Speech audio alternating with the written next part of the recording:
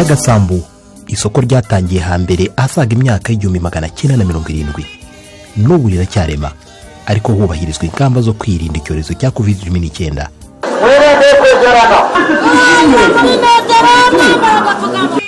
Abakorera muri iri soko kimwe n'abarirema bavuga ko ingamba zashyizwe mu kwirinda iki cyorezo bazumva neza.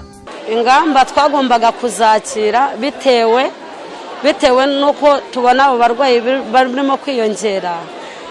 Gutaha saa 12 byaduteye impungenge cyane bitewe nuko abakiriya bava mu kazi hirya no hino baza guhaha saa 12, ariko tugomba kubyakira kubera ko umuntu yarwaye anywa umuti akanywusharira ariko akagera agakira. Turabyumva ko ari ngombwa ndetse na cyane twabifatiye ingamba. Hano mu isoko twebwe icyo dukora no gukaza ingamba zatanzwe. Isoko rirema kuwa gatatu no kuwa gatandatu, kimwe cya kabiri bakaza kuwa gatatu, kiri kimwe cya kabiri bakaza kuwa gatandatu. Gukaza ingamba zo kwirinda COVID-19 mu Rwanda byaje nyuma y'uko umubare w'abayandura n'abahitanwa nayo byongereye cyane, ari nako icyorezo kirushaho kugaragaza ubukana mu gihugu cy'Ubwongereza ndetse ho ahagana mu mpera z'umwaka ushize w'2020 hatahuwe ubwoko bushya bwa coronavirusi byatumye ndetse iki gihugu gisubira muri gahunda ya guma mu rugo. Iyo virusi yihinduranyije kandi yamaze no kugaragara ku mugabane wa Afurika, mu gihugu cya Afurika y'Epfo. Kuri Dr. Ndahindwa ukorana n'ishami ry'umuryango w'abibumbye ryita ku buzima OMS, akaba n'umwarimu wa kaminuza, ngo ibi bivuga ko virusi mu miterere yayo itamenyerwa. Virusi nyinshi cyangwa zose ari ukuntu yihindura kuko ikozwe n'uturemangingo twitwa ADN, gashobora guhinduka mu buryo butatu. Gashobora kongera ubukana, gashobora kudagira icyo bigatwara, kakaguma uko kari kameze, cyangwa kagacika intege. Uko imibare y'abandura COVID-19 yiyongera, nako umubare w'abihitana nawo urushaho kuzamuka.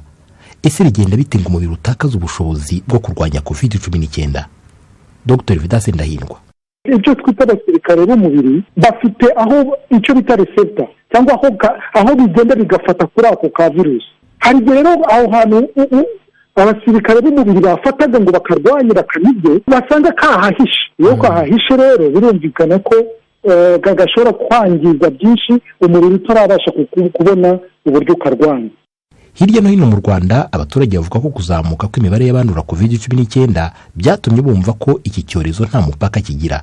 Imibare y'abarwayi bazamuka twese duteye impungenge n'impagarara nyinshi, cyane ko abantu tugenda duhura n'abantu benshi nkatwe dukora, biba bigaragara ko uramutse utirinze hari ikibazo cyo kushobora kwandura kandi ugataha ukanduza n'umuryango wawe. Muri iyi minsi natwe muri agace dutuyemo habonetsemo n'umurwayi akajya mu rugo, byatumye noneho bigaragara ko natwe twumva ko iri ahandi ariko natwe biturimo.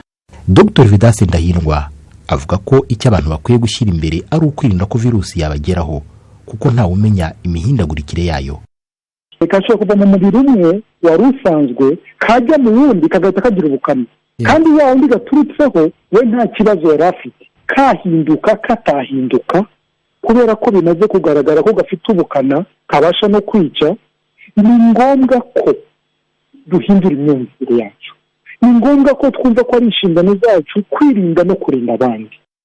Kugeza ubu abamaze kwandura COVID-19 mu Rwanda bararenga 9,000, muri abo abasaga 100 yarabahitanye. Inzego z'ubuzima zikavuga ko kubahiriza ingamba zose zashyizweho byafasha gukumira iki cyorezo, imirimo y'ubuzima bwa buri munsi ikabasha gukomeza. Rwanda, Imana ishimwe, i Kigali.